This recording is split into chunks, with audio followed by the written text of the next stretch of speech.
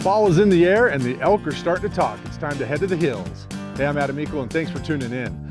You know, we come down to Johnson's Mountain Ranch again. It's a beautiful place here and the landowners are just awesome people. And in the past, we've done a lot of stories showing you some of these hunts where we take out young men or young women with some disabilities or some special needs. Well, tonight we're going to introduce you to a veteran who's had some health issues and doesn't have a lot of time left, but the guys here at Johnson's Mountain CWMU wanted to give him a chance to fulfill a lifelong dream.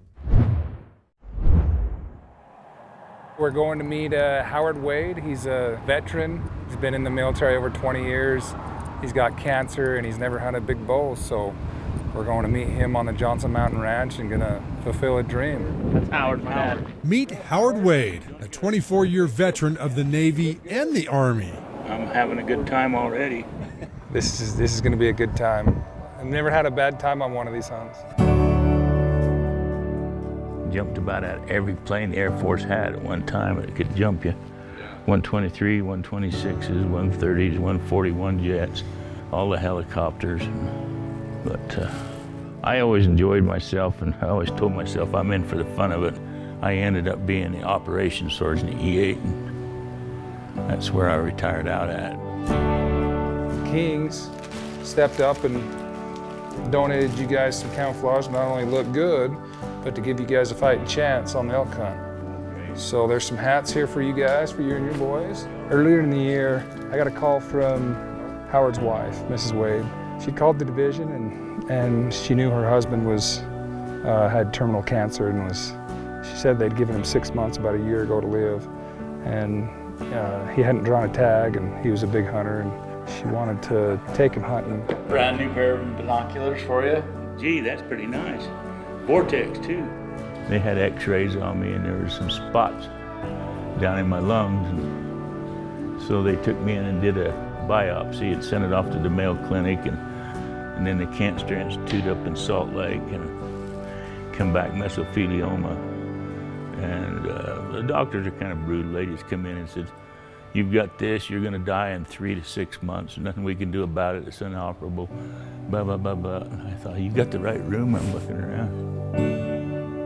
I just hate to give up on myself. I never have give up on myself. Maybe.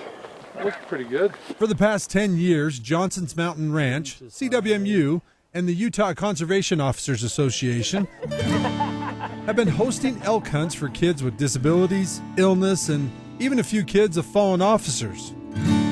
This year, after hearing of Howard's story, the owners of the ranch, Bob Thomas and Jared Johnson, decided to give Howard an elk tag on the property. To my dad, it's his last hurrah, is what he calls it.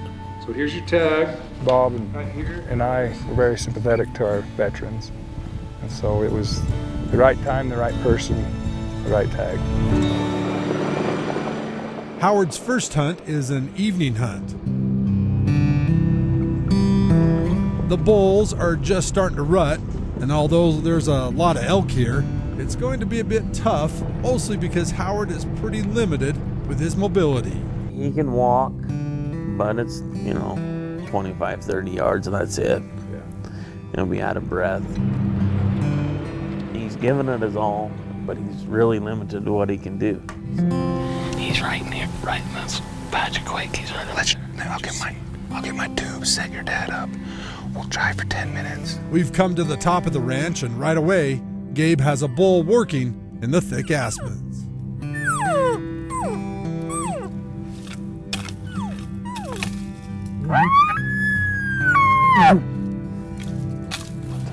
There he is, right there. There he is. Looking down the hill.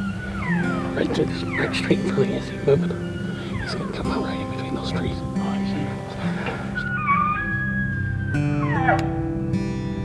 in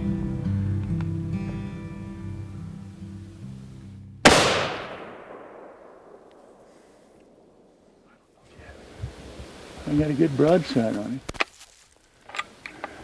He didn't act like he was hit, but I thought I hit him. We'll go look. For sure, we can't go do anything else without looking. He was like right there. So we came over here and we can't find any blood, and then about 100 yards past this we saw the bull again. He doesn't look hit. He's back down to feeding, so It was definitely a miss. We're gonna see if we can get a better rest next time. See if we can get a better shot. But the sun's going down first day, and we already got a shot.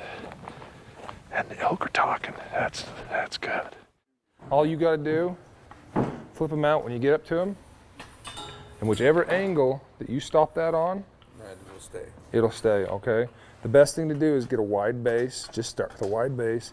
That way, if you come on an angle, it's still got room to move. It's day 2 of Howard's hunt. We're headed back up to the top of the property, and elk are running wild. There's more coming. Just get ready. Just get ready. Their herds broke up, so they'll be confused. There's gonna be a bull behind them.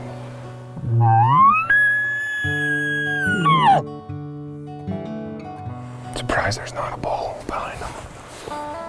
We just never heard anything bugle back there. Let's go. I think he just wanted to come up and enjoy himself to the point where before we come up here on Thursday, he's like, are you ever gonna bring your stuff over and put it in my truck?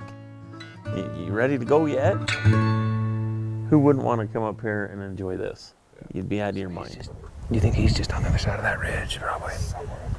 The bulls are pretty active this morning, but are pretty hesitant to come to a call.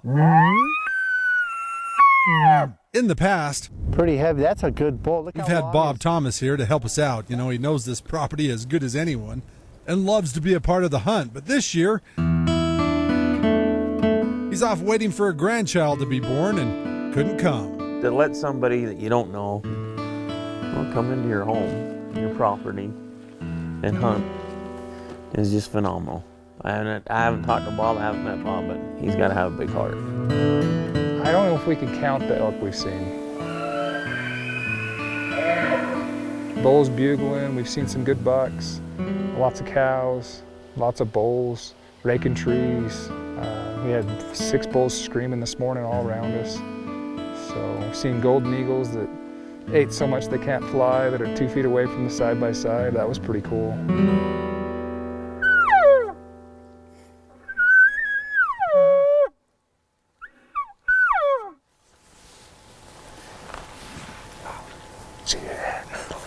After not having much success calling the elk into us, I think if you're steady, if we get your back arm steady, and you're on it, just don't take a shot that you're not comfortable with. we tried setting Howard up in areas we knew the elk would be traveling. Is it in the trees or? Yeah, she's on that side of these trees, about 200 yards out. We did get this cow and calf to come investigate our calls, but just couldn't get a big bull to leave his cows and come in. We might have bitten off a little more than we had anticipated. She heard us cow calling. She's busted out. That's why she came looking.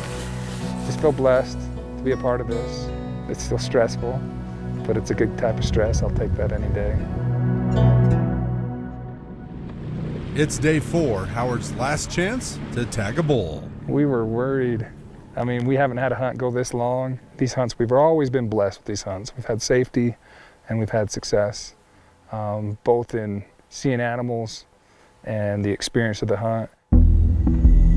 So this morning we came up to the rock. It's an overlook, one little drainage where the elk really like to come and go. We haven't been able to get him close to one on the machines. They're just a little too wise.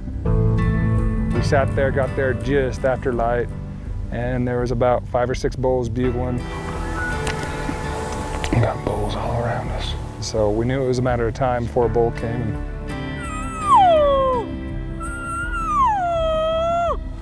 We walked straight through the end of the meadow, heading up. It's a bull. One bull came up, but was too far. There's a bull right there. And then this bull came up with his cows, and we were pointed in the wrong direction, so we made a quick adjustment, and he got on the gun real quick, and it's the last one. He's the one standing looking at us. Right above, yep, hit him low. You hit him low, you hit him. Okay, that hit him.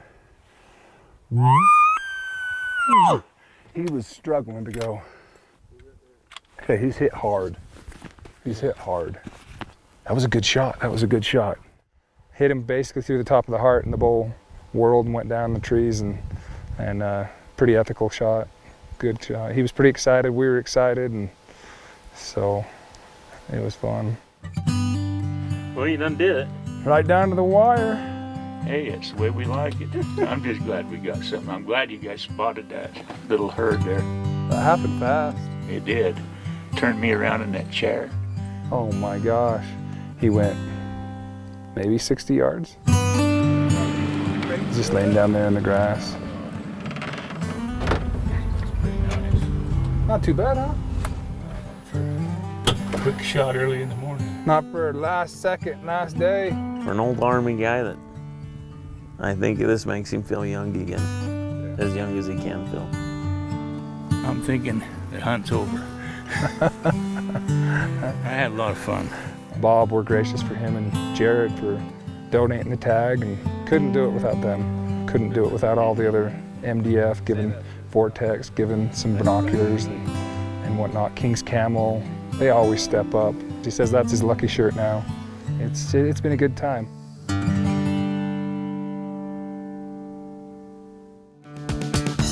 It's the last one.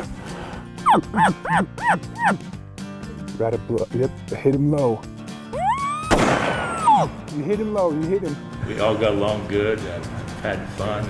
Beautiful place to stay, and just everybody supports you 110%.